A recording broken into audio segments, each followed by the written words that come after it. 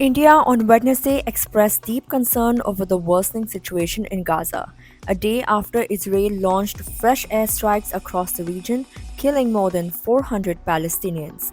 In a statement, the Ministry of External Affairs called for the immediate release of all hostages and the continuous supply of humanitarian aid. The statement read, and I quote, "We are concerned at the situation in Gaza. It is important that all hostages are released. We also call for the supply of humanitarian assistance to be sustained." End quote. The statement was also shared by MEA spokesperson Randhir Jaiswal on social media, underlining India's consistent position that diplomacy and dialogue are essential for resolving the crisis. New Delhi has repeatedly called for a ceasefire and had earlier condemned the October 7 terror attacks by Hamas, while also emphasizing the need for humanitarian aid to support civilians in Gaza. Meanwhile, the situation in Gaza continues to deteriorate.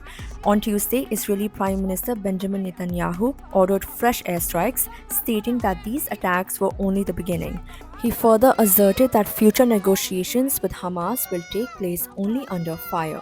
The renewed offensive comes after Hamas rejected proposals for an extension of the ceasefire, which had been in place since January. The ceasefire deal initially saw Hamas release 33 Israeli hostages and 5 Thai nationals in exchange for around 2,000 Palestinian prisoners.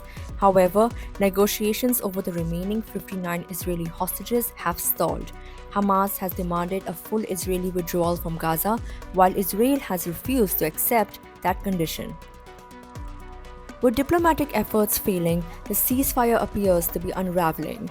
The White House confirmed it was consulted before the strikes and has expressed support for Israel's actions.